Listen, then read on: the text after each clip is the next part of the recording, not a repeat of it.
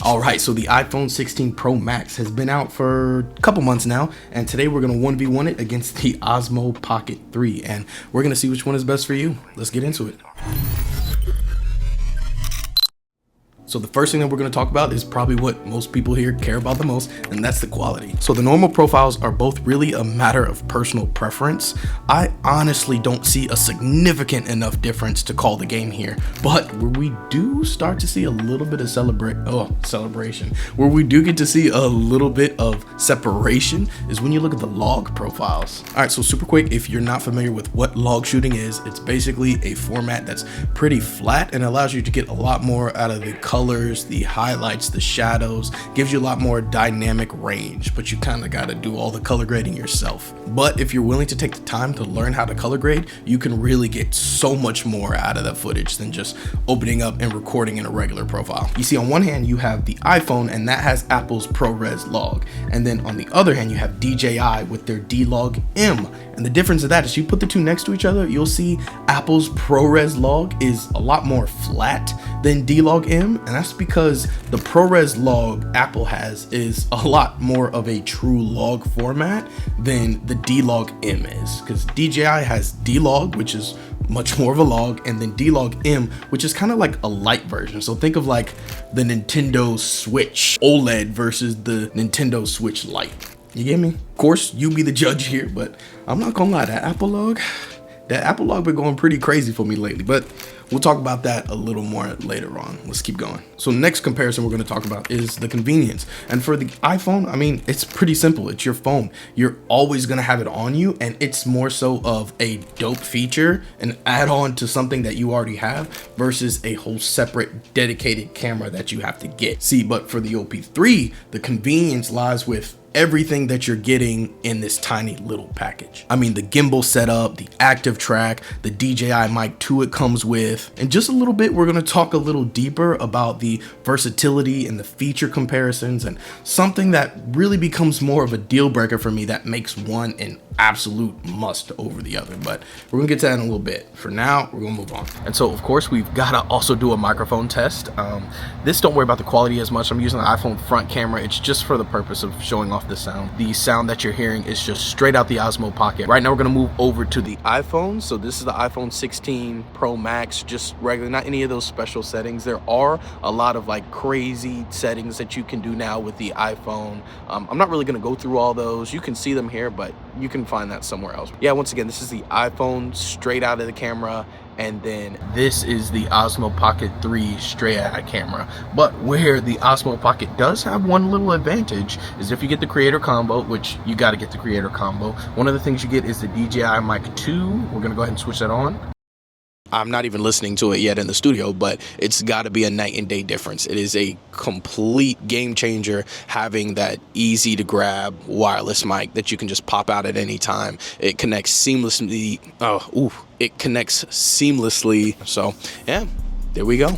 And so up next, we have a pretty legit comparison to talk about, and that is the setup and workflow of the two. I mean, for normal picture profiles, these are both like really simple. For the Osmo Pocket, you pull it out, you flip the screen, and it's ready to go in a matter of seconds. For the iPhone 16, you pull it out, press your camera control button, and boom, there goes, man.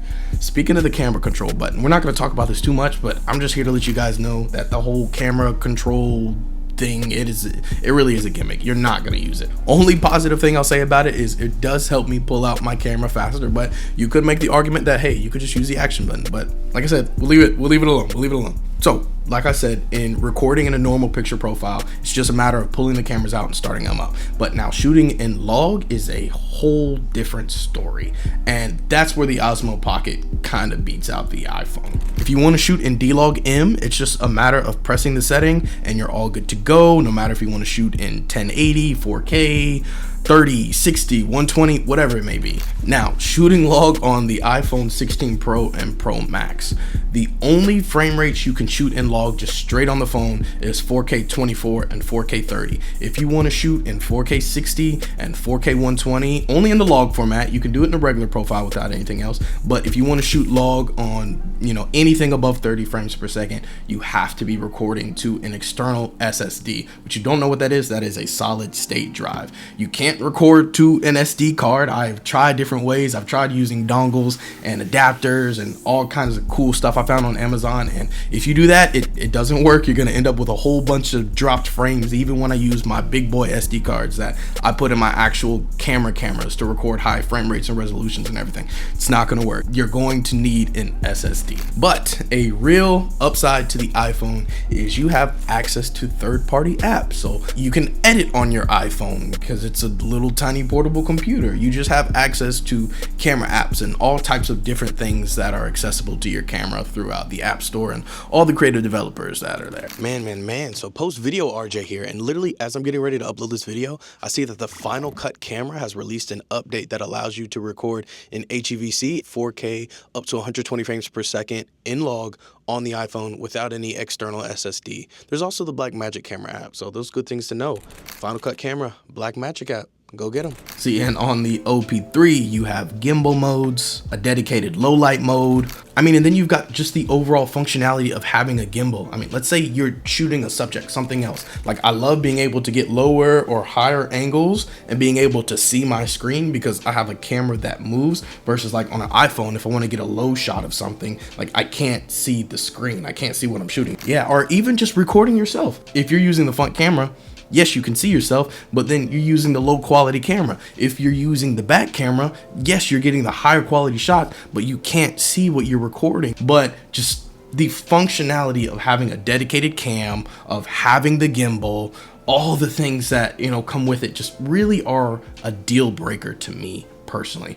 And also the active track on this thing is an absolute beast. Like, being able to vlog and select your face and have it follow your face the entire time, or use your phone as a remote to record yourself from 30 feet away. Like, man, check out my videos on the Osmo Pocket 3. You see all the kind of features, and I go really in depth. This thing is amazing, but I'm kind of glazing it too much. I'm glazing, my bad. So super quick pause in the video. I just want to say these videos take a lot of effort. The equipment we talk about on this channel is not cheap. Doing it with 3 jobs and a family. So if you're getting any value from this, if you could like and subscribe for your boy, that goes a really long way to help me out. So that's it. We'll move on. All right, so now to make up for the OP3 glazing, I'm gonna talk about something where the iPhone really blows this out of the water, and that is when it comes to lenses. So something to understand when it comes to these cameras is they both come with fixed lenses. And so whereas like an actual lens is going to move and truly zoom in, these have a set lens, and the zoom is essentially just cropping into your video like the same you would and just scaling in while you're editing. And so where the iPhone wins out here is whereas you have the one set lens on the Osmo Pocket 3, the iPhone comes with 3 completely separate lenses. You've got the 0.5 ultra wide lens, you've got the 1x just regular normal lens that everybody's using all the time, and then you've got the new it came out on the iPhone 15 Pro, the 5x telephoto lens, which I'm telling you, that thing mixed with Apple Log is absolutely stunning. After this video, you should check out the iPhone video I did where I took my phone to an SEC football game and I recorded the entire thing on the iPhone 16 Pro Max. And these shots that you're looking at right here were shot on an iPhone, and it looks like it's a broadcast camera. I'm right there dang near on the sidelines, but no, this was entirely from my seat. Like, having these versatile lenses on the iPhone is absolutely amazing, and the Osmo Pocket doesn't stand a chance when it comes to that, because you're just stuck with the one wide lens. All right, so moving on, we're going to talk about how these cameras perform in low light. So first, we're going to start with the iPhone. I'm not even going to sugarcoat it here. The ultra wide camera in low light is bad. It's just bad. Here's what it looks like in just a regular normal profile. Here's what it looks like in log. Here's what the Osmo Pocket 3 looks like in low light.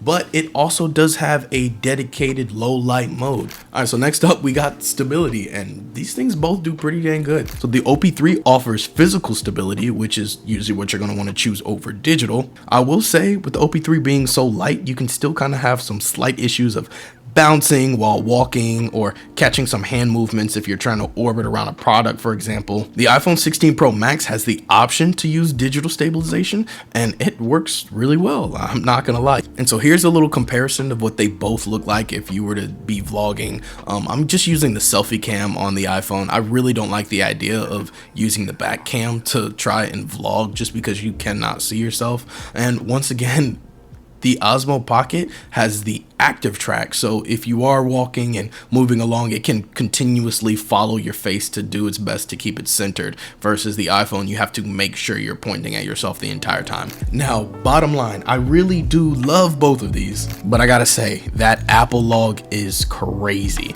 But for me personally, it just does not have the functionality that the Osmo Pocket does when it comes to selfie recording or recording something else or shooting at different angles. All that kind of stuff I already covered. So that's why if I had to choose one, I'd go with the Osmo Pocket, as much as I love that Apple log. But at the end of the day, it really just comes down to what you want to use it for. I mean, the iPhone can shoot way better photos. I'm not even going to talk about what the photos look like on the Osmo Pocket. Like I said, you can do all kinds of crazy stuff to the iPhone, and mad respect to everything that you can do on it. But if your goal is to step towards more freelancing or video shoots, or even when it comes to just like starting a YouTube channel, I think the functionality of the Osmo Pocket has a lot more to offer you, and is just going to be the better choice in the long run. Comes down to what you want to use it for. I mean, but if I forgot anything, if there's any good points that you guys have, feel free to drop them in the comments. I mean, I know I didn't cover everything here. And now, if you want to know more about the features and really hear me go in depth on the Osmo Pocket 3, I suggest you check out this playlist right here. I made a ton of videos on it. And if you want to see the video where I took the iPhone 16 Pro Max to that college football game and shot the entire thing on an iPhone, check out this video right here. But aside from that, I appreciate you guys, like, comment, subscribe, all that, and I'll holla at you.